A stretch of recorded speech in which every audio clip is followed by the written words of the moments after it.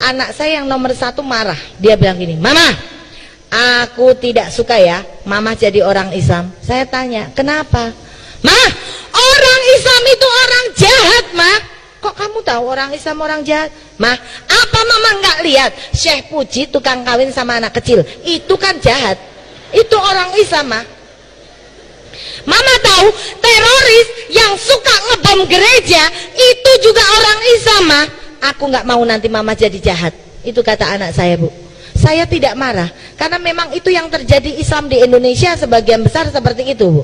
Coba saya katakan kepada anak saya namanya Noni, "Nih, Mama dulu juga beranggapan seperti itu, tapi itu di Indonesia. Yuk kita lihat di Amerika. Di Amerika sana banyak gerombolan-gerombolan perampok, disurvei nggak ada satupun orang Islamnya. Di Thailand sana banyak pelacur-pelacur jalanan, disurvei juga nggak ada orang Islamnya. Di Indonesia 99% rata-rata pembantu rumah tangga itu orang Islam. Tapi kita lihat di Mesir 100% majikan di Mesir itu orang Islam. Iya ya, Ma. Lah tapi kenapa, Ma? Orang Islam itu kalau masuk masjid kok dadak copot sendal sepatu barang ngopo? Loh, saya bilang ke anak saya, orang Islam masuk masjid copot sendal dan sepatu, yang nyuruh itu Yesus. Yesus katakan di dalam Injil kepada muridnya, "Jika engkau hendak memasuki perkemahan suciku, lepaskanlah dulu tali kasutmu dari kakimu." Loh, kok nyopot sendal sepatu? Sing ngongkon sapa? Yesus. Suami saya tahu ini anak saya udah mulai terpengaruh nih, Bu. Suami saya telepon mertua, mami saya ditelepon, "Mi, ternyata Ita sekarang sudah bukan orang gereja, dia sekarang sudah jadi pengikutnya Muhammad." Saya ditelepon mami saya, Bu, pulang." Saya pulang. Di rumah mami saya ngomong, "Mami dengar kamu sekarang sudah jadi orang Islam." Saya nggak berani jawab, Bu. Karena apa? Aku bukan wedi ditempeling, meng wedi dicorek teko daftar ahli waris. Wong mbokku soge. Saya nggak berani jawab, cuma cengenges-cengenges. Lalu mami saya bilang, kalau mami sampai tahu kamu jadi orang Islam, mami sudah nggak bakal mau pergi ke gereja lagi. Mami malu punya anak seperti kamu." Saya langsung, "Yes, bener Mi, aku Islam. Mending mami nggak usah ke gereja, mending ra gereja ra masjid, ra kerja ra duit duit." Mami saya marah, Bu. Akhirnya mami saya panggil Romo dari Wamena, Bu. Telepon, Romo datang ke rumah saya jam 12 malam, Bu. Kaget saya, "Loh, Romo ngapain datang ke rumah saya malam-malam?" "Jelas saya sampai di sini karena saya tahu di sini itu ada domba yang hilang." Loh, aku dipadake wedhus. Maaf, Bu, kalau ada kiai, ustadz itu berdakwah, SK kita sebagai umat muslim adalah lakum dinukum waliyadin, la ikraha fiddin. Kita tidak boleh memaksa. Kewajiban kita hanya menyampaikan tentang kebaikan. Nih loh, ada agama yang baik. Perkara kamu mau jadi Islam atau bukan, itu urusan hidayah, bukan urusan kita, Bu. Tapi maaf, kalau ada pendeta, pastor, khotbah, SK mereka ada di Matius. Di dalam Matius ada tertulis, "Pergilah ke seluruh dunia, carilah domba yang sesat dan baptislah dia demi nama Bapa, Putra dan Roh Kudus." Jadi kewajiban untuk membaptis domba yang sesat. Siapa domba yang sesat? Kita-kita yang tidak mengakui Yesus Kristus sebagai Tuhan. Jadi nek ana wong Islam gelem dicekel-cek dilebokke gereja, kuwi tandane wedhus tenanan. Ketika Romo datang, saya bilang sama Romo, "Loh, kenapa Mo? Saya dengar kamu sekarang sudah tidak cinta Yesus." "Oh, Romo salah. Justru karena saya cinta Yesus, saya masuk jadi orang Islam." Saya berdiskusi, debat dengan Romo sampai jam 3 pagi, Bu. Akhirnya Romo kalah debat dengan saya. Dia bilang, "Kamu itu ndablek." Saya bilang sama Romo, "Mo, gini aja, saya nggak ndablek. Besok pagi, Mo, saya akan ke gereja lagi. Plus Romo tak kasih bonus 1 buah mobil BMW anyar Grace. Tapi dengan syarat, temukan di dalam Injil bahwa Yesus Kristus agamanya Katolik." Nggak ada, Bu. Saya bilang sama Romo, "Sini, Mo. Saya bawa Injilnya. Saya bisa membuktikan bahwa Yesus Kristus saya agamanya adalah Muslim. Di dalam Injil Markus ada tertulis, ketika di antara para muridnya, Yesus memimpin doa dengan cara Yesus maju sedikit di antara muridnya dan merebahkan tubuhnya ke tanah. Nek Yesus maju sedikit di antara muridnya, itu kan artinya Yesus jadi imam, Bu. Yesus merebahkan tubuhnya ke tanah, artinya Yesus sholat. Iya betul. Saya tanya sama Romo, ini bukti bahwa Yesus adalah Islam. Lah saya tanya lagi, Mo, kenapa di Masjidil Aqsa itu kok untuk rebutan orang Islam sama orang Nasrani? Apa jawab Romo? Jelas, karena nanti pada akhir zaman tabut perjanjian akan terbuka di situ dan Yesus berdoa di situ. Loh, nek Yesus berdoa di Masjidil Aqsa, itu berarti Yesus agamanya apa? Islam. Ini dibantah sama Romo. Romo bilang, ya nggak bisa. Di Palestina sana semua bentuk rumah memang seperti masjid. Saya ngomong, lah tapi kenapa namanya Masjidil bukan Gerejadil? Romo kalah, Bu, ngomong sama saya. Akhirnya Romo pulang dengan sejuta kekecewaan karena tidak berhasil menemukan domba yang sesat. Ketemune wedhus sing pinter. Akhirnya Romo pulang. Nah, saya saking senengnya beribadah jadi wong Islam, Bu. Tidak ada satu orang pun yang mampu menghalangi saya untuk beribadah secara Islam. Saya bebas menggunakan jilbab. Nggak ada yang berani melarang saya, karena debat sama saya pun nggak menang. Akhirnya apa? Saya senang ketemu Pak Kiai bilang, kalau orang Nasrani pindah ke Islam, semua dosanya itu dihapuskan. Kamu bagaikan bayi yang baru lahir, dosa itu sedikit sekarang, sudah nggak ada dosa sama sekali. Dosamu diawali dari sekarang, Seneng saya, Bu. Berarti dosaku kan luwih sithik timbang jenengan.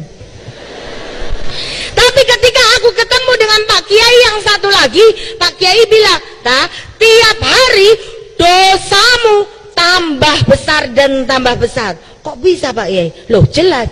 Kamu kalau kikuk-kikukan malam hari sama suamimu yang belum muslim, itu hukumnya sama dengan zina.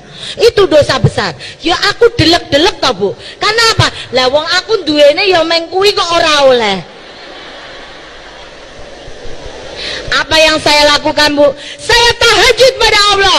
Ya Allah, kenapa aku dadi wong Islam ki pingin banget ngilangi dosa, ning kok dosaku tambah akeh. Alhamdulillah, Bu, suatu saat Allah memberikan petunjuknya pada saya, Bu.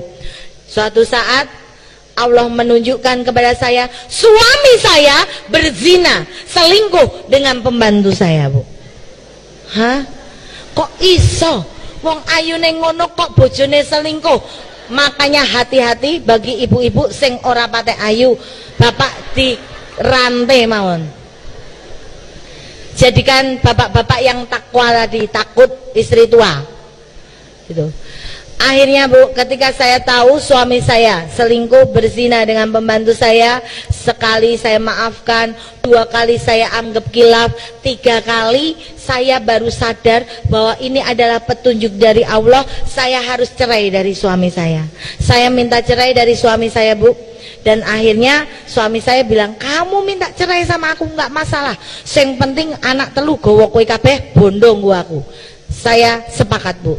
Saya tinggal seluruh harta benda saya hanya membawa 3 orang anak dengan uang 600.000. Saya kontrak di sebuah rumah di daerah Kutoarjo, Purworejo. Akhirnya anak saya pun belum mau jadi orang Islam, Bu. Mereka mesti menjadi aktivis gereja, tapi saya tetap berdakwah di jalan Islam. Saya tahajud nangis, rasane nelongso temen dadi wong Islam. Kok aku dadi wong Islam kok uripku malah tambah orang genah. Cerai karo bojo, disengit anak-anakku, dinengke wong tuaku, malah gelut karo adik-adikku. Sumpek rasanya, Bu. Tapi saya yakin di dalam hati bahwa ketika saya menomorsatukan Allah, insya Allah Allah akan menomorsatukan kepentingan dan kebutuhan kita. Saya tahajud dan tahajud, Bu. Alhamdulillah, Bu, zamannya Ayu Ting Ting, Bu, saya dipertemukan dengan Bujang Ting Ting. Sunat lagi, Bu. Makanya saya bisa bedain. Suami saya kan dulu nggak sunat, rasanya biasa.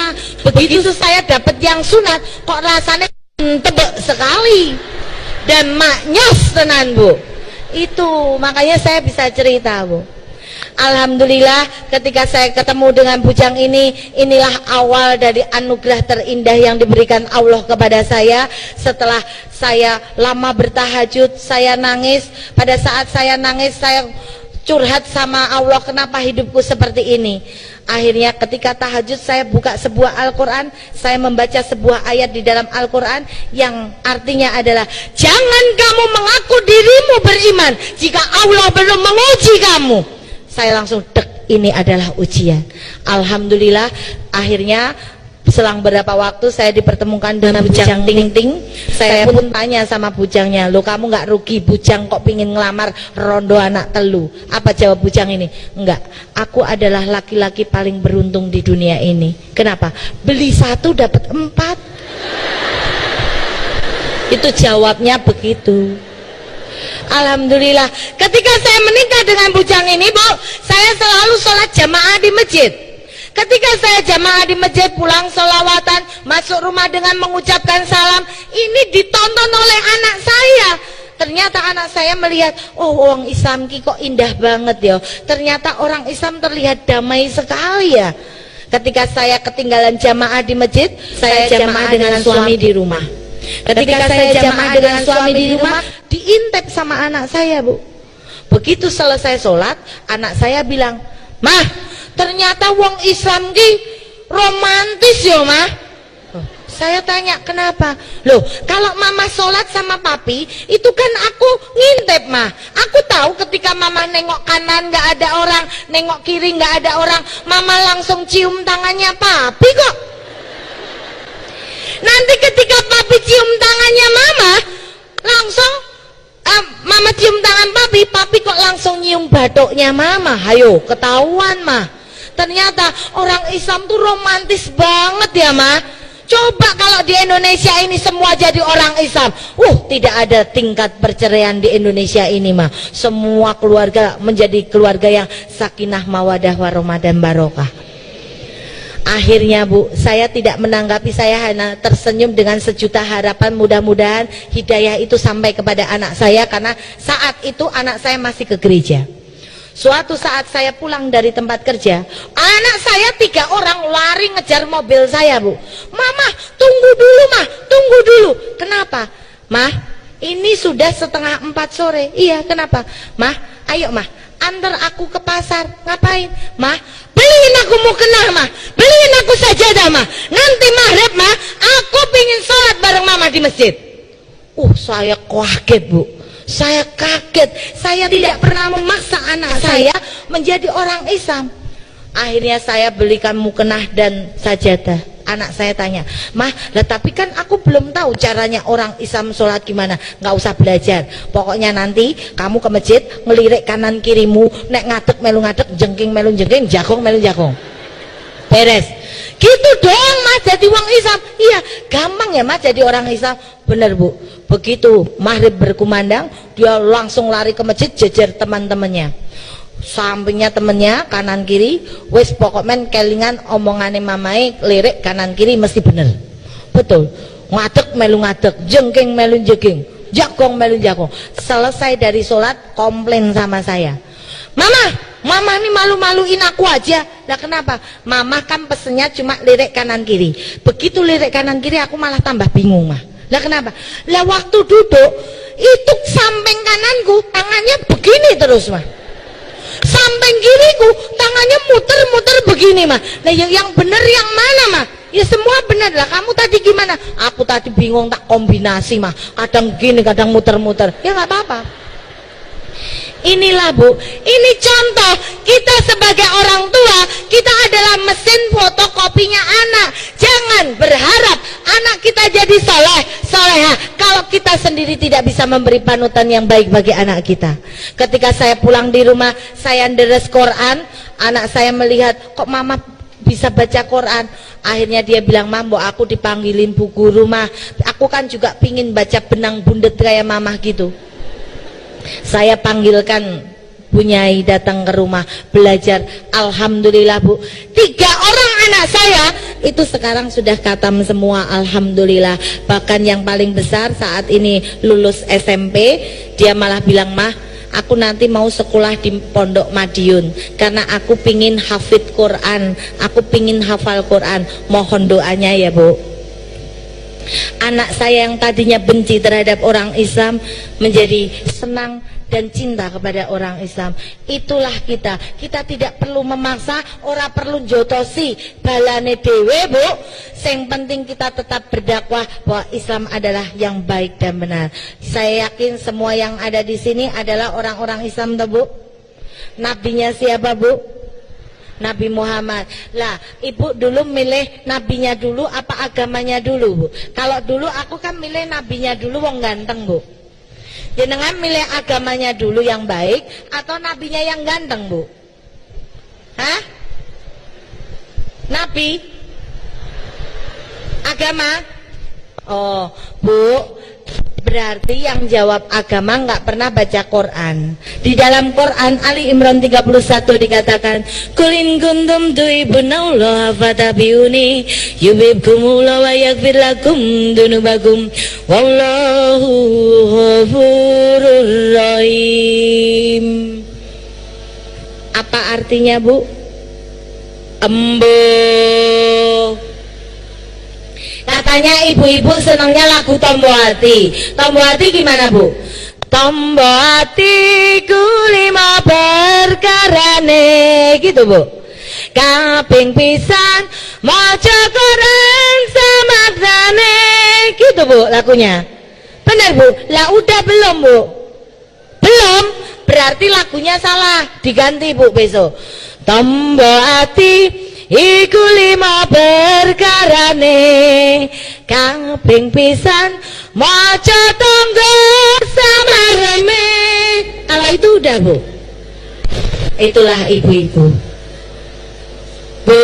Ali Imran 31 dikatakan, "Katakan Muhammad, jika umatmu sayang padaku, cintailah dulu nabinya, baru agamanya Bu." Jadi siang hari ini saya ingin mengajak ibu mencintai dulu nabinya, baru agamanya. Seneng ngosek karo sing gowo, gek seneng karo sing digowo. Kowe seneng karo sing digowo, orang ngerti sapa sing gowo, iso mlebu penjara. Motor Vision 29 juta, tekan kene dadi 3 juta sing gawa gali. Jenengan purun mboten? Mboten, mergone sing gawa gali, nggih mboten Bu? Tapi nek ana roti enak gede menus kayane seger, tekan kene sing gawa asu, purun mboten? Mboten, sing gawa asu. Tapi kalau Islam, Nabi Muhammad sing gawani sing maha kuasa kon ngedonke karo kabeh menungso sing urip ning alam donya, sing pingin uripe mulya, sing pingin urip ora dinyek tangga, ning syarate kudu salat sedina ping 5. Sampun nggih Bu. Karena yang membedakan kita dengan ketek itu salatnya Bu. Kabeh gayane ketek ditiru menungso. Ketek mangan awake dhewe mangan, ketek ngombe awake dhewe ya ngombe, ketek garuk-garuk awake dhewe ya iso garuk-garuk, ketek doyan kacang awake dhewe ngungkuli le doyan kacang. Sing bedake dhewe karo ketek, nek ketek ora salat awake dhewe salat lho Bu. Dadi nek jenengan mangke dalu diambung bapak mboten nate salat, berarti padha karo diambung. Nih, jenengan duwe anak ora salat dinengke wae berarti padha karo duwe anak. Nah, jawab dhewe Bu. Dadi nek aku kok ora salat berarti aku jenengan salat Bu. Salat napa liwat? Betul lho Bu. Nek wong salat niku mesti liwat. Tapi wong liwat dereng mesti salat. Setuju mboten? Setuju. Wong nek salat mesti duwe ilat, tapi wong duwe ilat durung mesti salat. Wedhus ya duwe ilat ning mboten salat. Kuwi berarti nek jenengan duwe ilat mboten salat, tandane jenengan. Itu saja yang bisa saya haturkan pada siang hari ini. Mudah-mudahan dengan perjumpaan ini tambah sregep le sholat. Jangan jadikan sholat sebagai beban, tapi jadikan sholat sebagai cinta dan kenikmatan. Mohon maaf apabila dalam menyampaikan saya banyak tidak sopannya, banyak gerusah-gerusuhnya, itu karena kebodohan saya. Tapi kalau ada sebuah